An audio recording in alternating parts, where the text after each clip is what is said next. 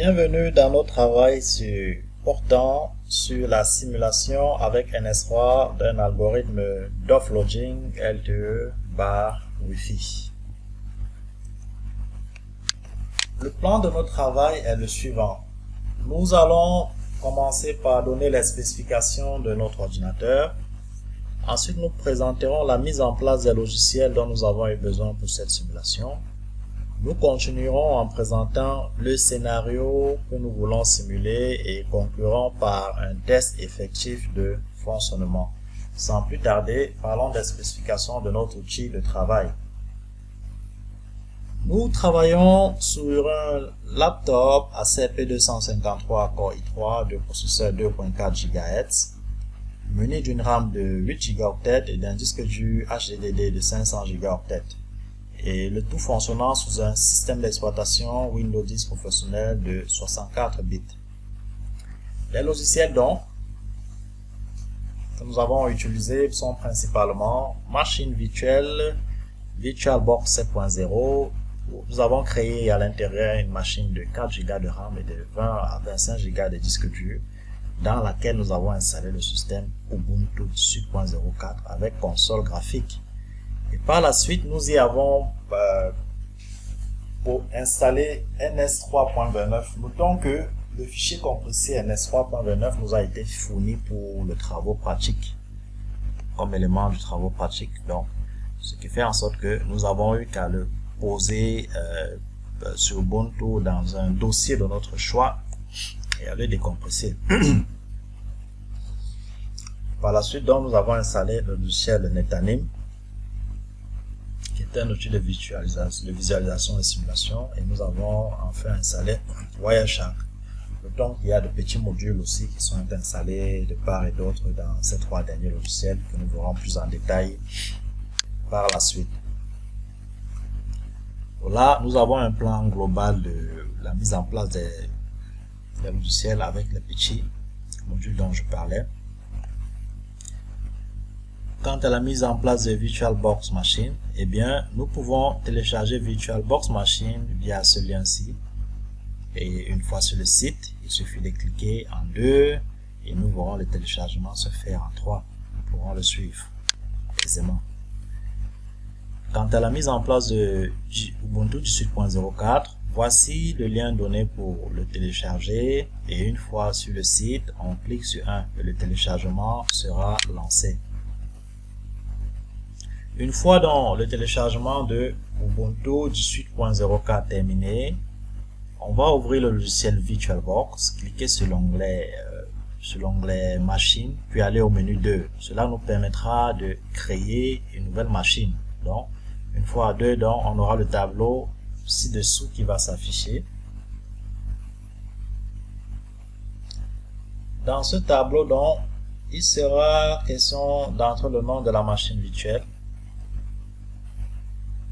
à savoir Ubuntu 18.04, et ensuite il faudra cliquer sur 2 pour choisir l'emplacement du disque image Ubuntu 18.04 que nous avons précédemment téléchargé. Bon, une fois tout cela fait, on arrive à cette étape-ci où on va cliquer sur Skip.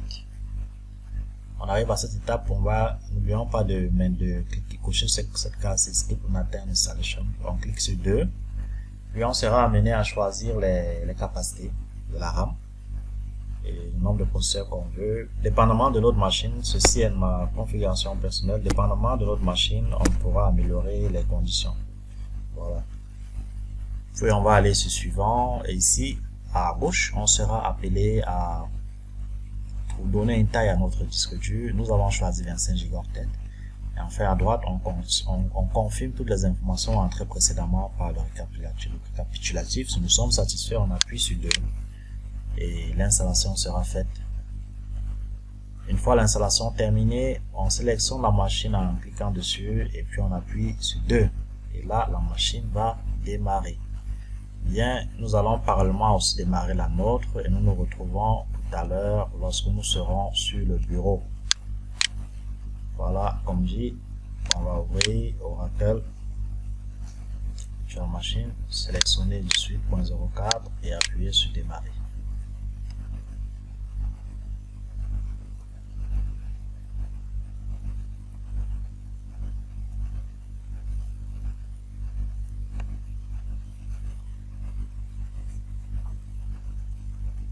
Voilà, compte tenu de notre configuration personnelle, nous on sélectionne ainsi. Sinon, pour ceux qui ont des configurations simples, ça va ouvrir simplement jusqu'à eux.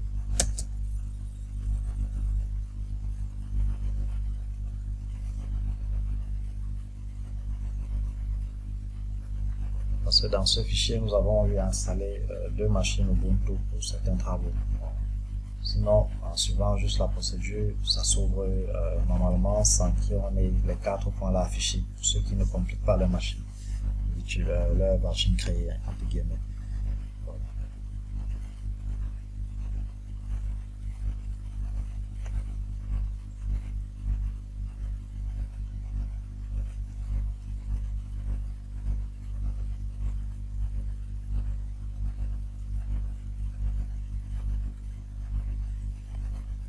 Okay.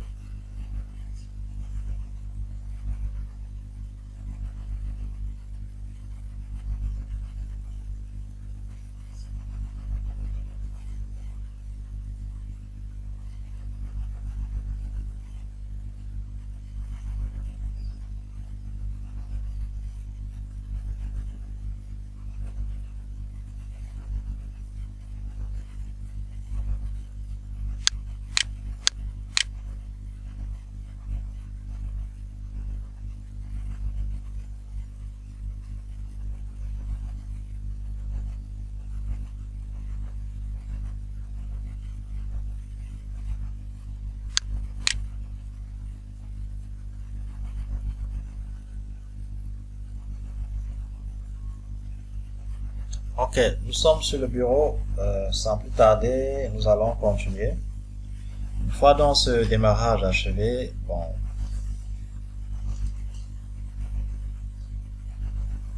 les configurations des noms d'utilisateurs et mots de passe étant faites, puisque cela nous sera demandé lors de l'installation de Ubuntu, nous arrivons donc sur le bureau d'Ubuntu 18.04, ce qui achève la mise en place. Parlant de l'installation à présent de NS3.29, pour le faire, nous devons déjà nous rendre sur le terminal. Comment procéder? On va aller sur les applications, là.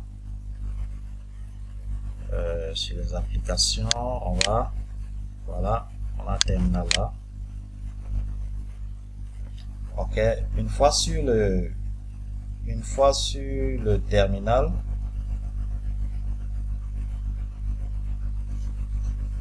n'oublions pas, comme dit précédemment, que nous devions déjà prendre le fichier compressé NS3.29 fourni pour le TP, le prendre dans une clé USB, question de le mettre sur Ubuntu. Bon, personnellement, nous avons choisi ce répertoire-ci pour le poser. Nous avons posé ce fichier-là et nous l'avons extrait par les lignes de commande. C'est vrai qu'on peut aussi extraire en cliquant à droite et en allant vers extrait vers. Et là, quand on l'a extrait, nous l'avions là. Donc maintenant, par le terminal, nous allons déjà nous connecter en mode administrateur via la commande sudo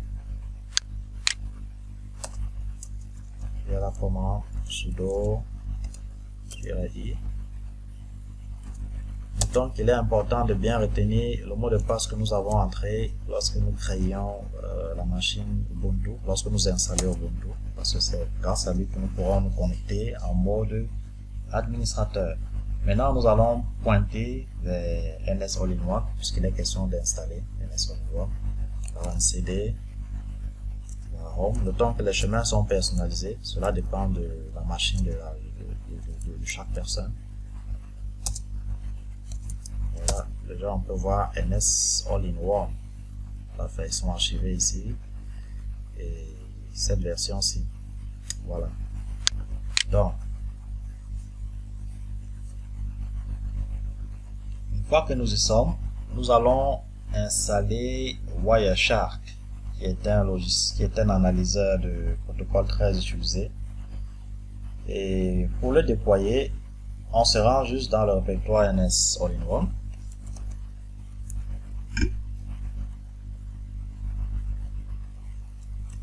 Chez nous, il y a un -vm. Voilà. Et une fois à l'intérieur, on va saisir la commande apt-get espace install Wireshark.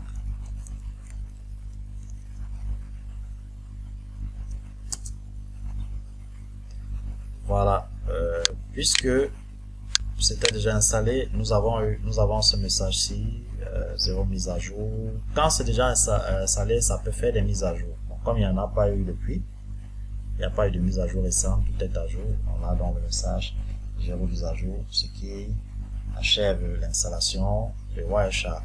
Et une fois bien installé Wireshark, on peut déjà l'apercevoir sous forme d'icône parmi les sur le bureau. Le voici ici. Voilà Wireshark. Voilà. Maintenant, on va déployer NetAmine. NetAmine est en fait un logiciel d'animation qui fonctionne à l'aide des fichiers XML. Pour l'installer, on doit se rendre dans le répertoire du dossier NetAmine. Je pense que il est déjà... Bon, là, on va entrer dans NS. Là, on devrait avoir NetAmine. Lui, le voici. On va donc entrer à l'intérieur par un CD NetAmine. Et à l'intérieur, pour installer NetAmine, nous allons frapper la commande je mets netamine.pro. Ok, c'est pro avec P minuscule.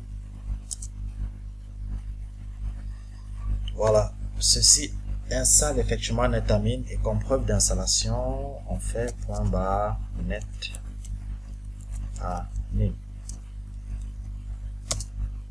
Ça devrait ouvrir NetAmine, voilà. Ce qui nous prouve que le fichier, qui nous prouve que NetAmine a effectivement été bien installé. Bon, parlant de la compilation proprement dite du NS-3.29, nous allons ouvrir le fichier mémoire.cc qui se trouve à l'emplacement dans le fichier Scratch contenu dans NS-3.29 et nous allons éditer ce fichier en sa ligne 596 en introduisant le nom du fichier .xml qui sera généré. Et ce fichier là, nous allons l'utiliser avec NetAmine pour l'analyse. Nous avons donc choisi de nommer notre fichier Massico 2023-offloading. Voilà, en XML. Donc, on va entrer déjà. On va sortir déjà de NetAmine. Et on va entrer dans NS, qui est là. Donc, on va faire un CD. NS. Là, on devrait avoir Scratch. Ok, voilà, on a notre Scratch ici. Là, on a le Scratch. Donc, maintenant, on va faire CD Scratch. Là, on devrait avoir notre fichier mémoire.cc. Voilà, le voici, notre fichier mémoire.cc. Pour l'éditer, on va faire j'édite mémoire.cc.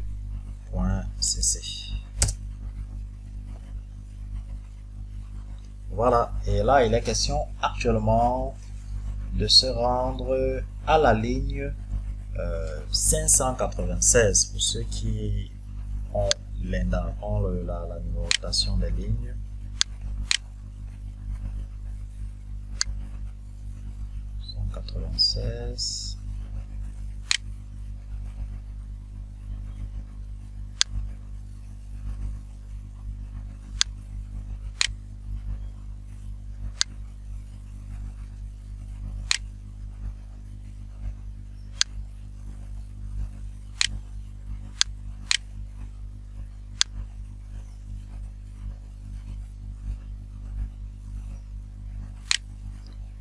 Ok, il n'y a pas.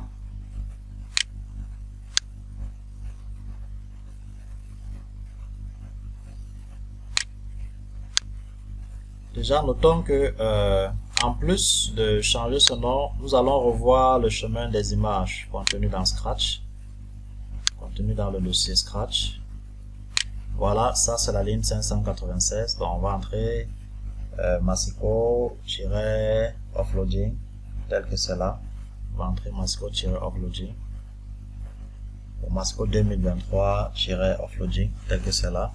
Et maintenant, n'oublions surtout pas de modifier ces chemins-ci, parce que notons que le fichier Scratch contient certaines images qui, lorsqu'on reçoit, peuvent ne pas avoir le même chemin que dans notre machine. Donc il est très important de modifier ces images-là, ces images-ci. Il faut modifier le chemin pour l'adapter, pour modifier les chemins pour les adapter à notre machine. Sauf ça, chez nous, on a Home, User, NS All-in-One. Bref, le chemin complet adapté à notre machine Ubuntu. Une fois cette modification effectuée, voilà.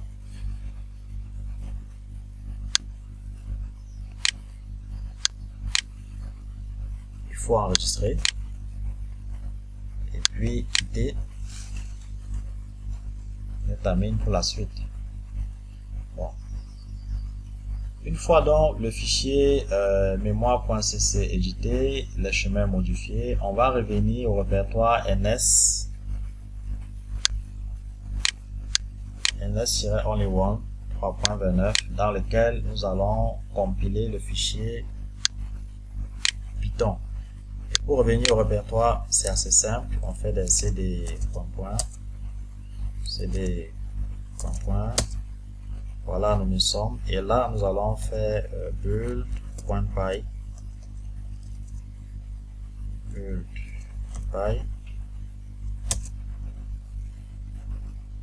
là, on a la compilation proprement dite qui a lieu.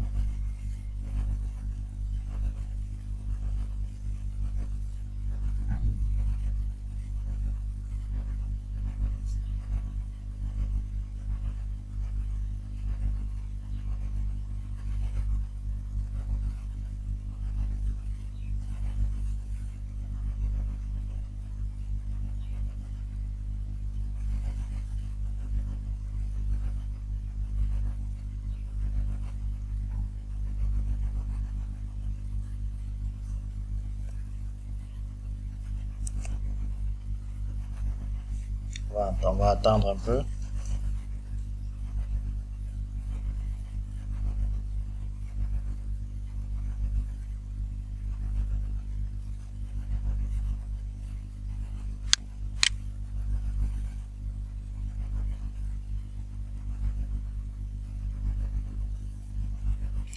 Ok, la compilation s'est achevée. Maintenant, nous allons compiler le fichier mémoire.cc. Et pour ce faire, nous allons nous rendre dans le répertoire ns-3.29.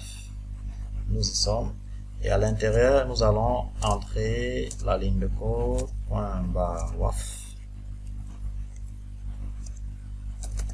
run scratch mémoire.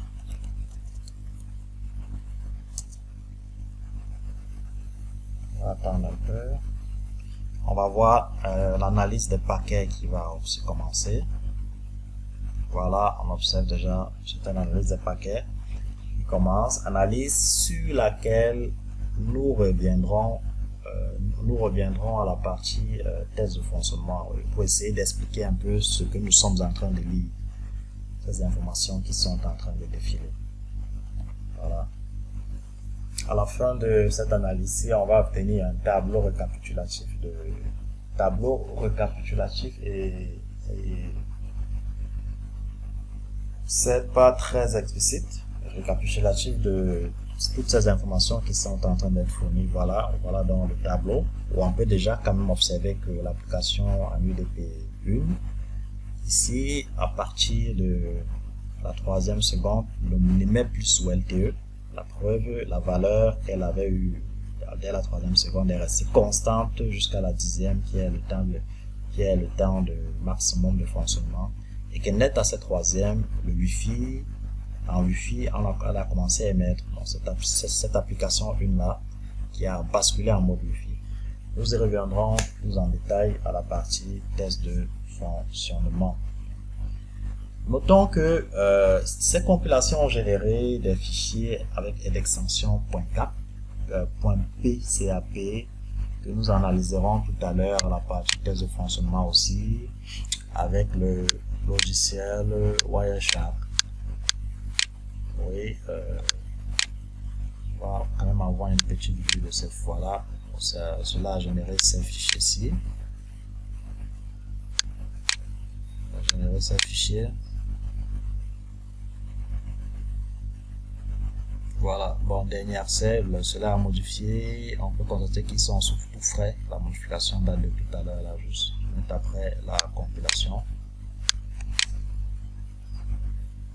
Actuellement, donc, nous allons passer à la présentation du scénario. Présentation du scénario assimilé. Parlant de la présentation du scénario assimilé, le offloading, en fait, il est question qu'on puisse basculer, par exemple, lors des échanges, qu'on puisse basculer de la LTE peut-être au Wi-Fi, dépendamment de l'entité qui a la plus forte connexion en ce moment-là. Donc, la durée de notre travail sera de 6 secondes. Bon, en fait, ça va même jusqu'à 10 secondes, comme on l'a vu tout à l'heure. Et comme de déroulement, initialement, un mobile LTE Advanced qui est connecté à une antenne 4G plus une autre bille, lui-même connecté à son Involved Packet Core, et particulièrement au PGW/SW, qui n'est qu'une seule entité de NS3. Le PGW est donc connecté à Internet, qui ici est représenté par une entité appelée Remote Host.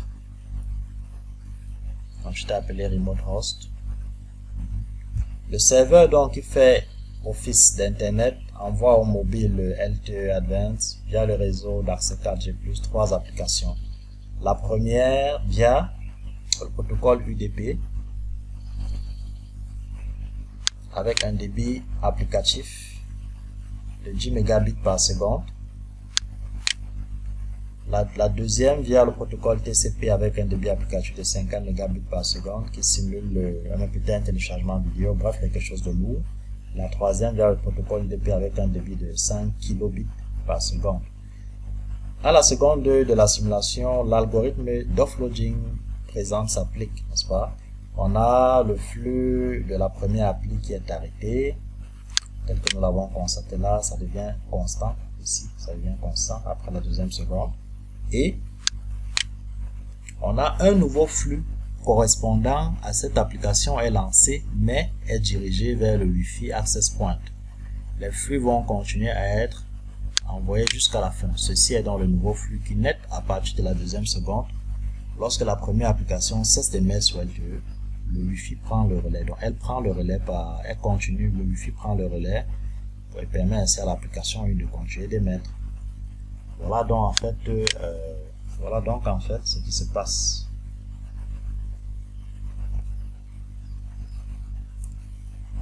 En guise de test de fonctionnement, on va déjà revenir à l'analyse que nous avions eu tout à l'heure, essayer de comprendre un peu ce qui se passe.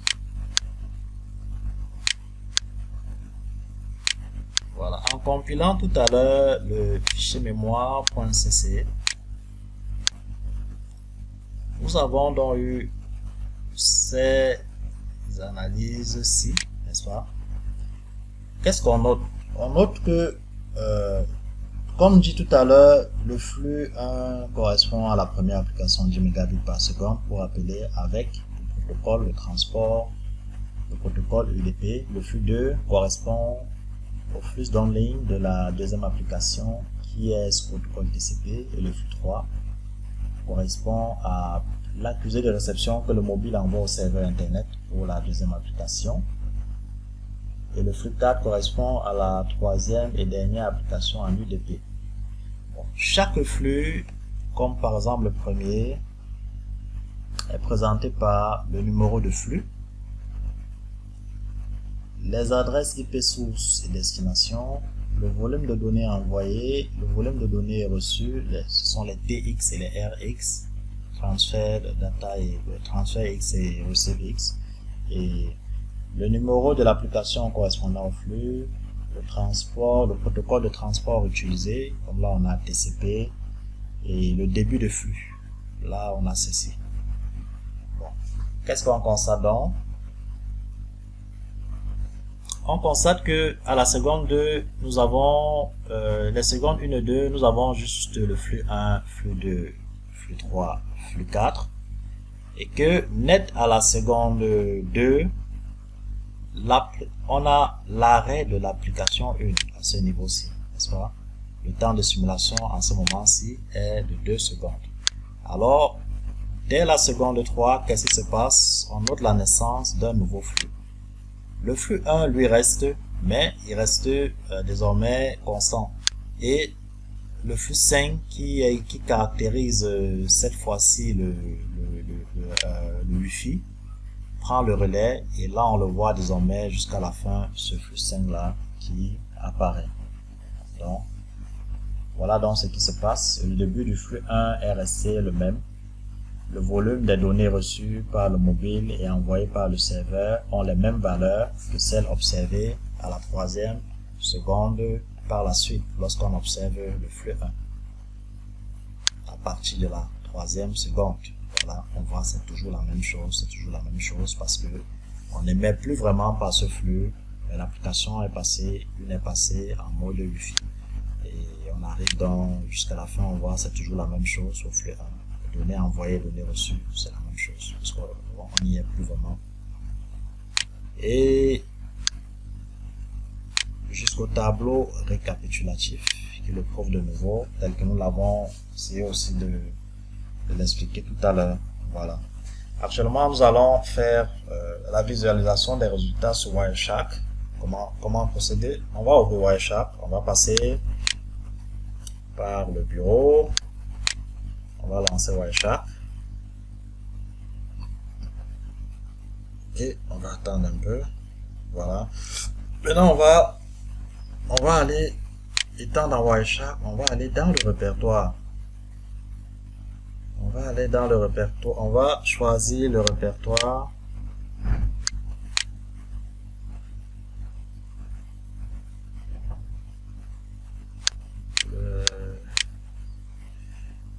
Bon, on doit normalement aller dans le répertoire du fichier. On va fermer, on va rouvrir.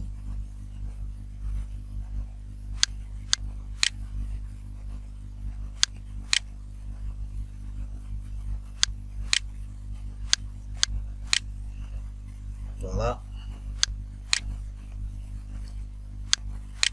Ouvrir. On va choisir l'un des fichiers d'extension .ep.ca.pcap de tout à l'heure. On va par exemple prendre le premier. Là, à l'ouverture du premier fichier, par exemple, avec Wireshark, cela nous fournit les résultats que nous pouvons voir. On voit qu'à ce niveau, à ce temps-ci, on a une source, IP 7.0.0.2 et destination. Et là, c'était ce protocole TCP. Voilà. Voilà ce qu'on peut avoir quant à l'utilisation de Wireshark. Et parlant maintenant de la simulation avec Netanim, pour ce faire, on va revenir déjà au répertoire Netanim pour pouvoir lancer Netanim.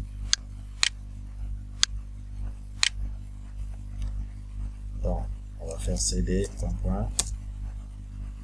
Je pense que Netanim était ici dedans, oui, cd net. Et là, on va faire en bas net. Voilà. Et une fois dans là, on va chercher le fichier Massico 2023 offloading.xml. On va lancer ce fichier là. Je crois qu'il était dans le dossier, c'était Scratch. Ok, le voilà. Massico 2023.xml. Une fois lancé, on arrive à ce rendu. On va mettre la taille des nœuds à 10 pour une meilleure observation. Voilà. On a montré tout à l'heure. On va lancer la simulation. On a montré tout à l'heure que la plus 1 en protocole UDP sur LTE sur LTE s'arrête à la seconde 2 pour passer désormais par le Wi-Fi. Pour simuler cela avec Netamine, on va se rendre compte tout à l'heure que lorsqu'on sera quand on va traverser 2 secondes, les paquets vont commencer aussi à circuler sur ce tronçon-ci. Oui. Cela va en fait représenter la plus 1 qui va commencer aussi à émettre plutôt par le Wi-Fi. On va se battre plutôt à utiliser le Wi-Fi plutôt que l'antenne LTE. Les flèches sur les lignes bleues montrent le sens de déplacement des paquets. Constatez qu'entre le PGW et Internet, il y a une liaison full duplex. Les paquets vont dans les deux sens, car parmi les flux transmis, il existe un flux ayant pour protocole de transport le TCP.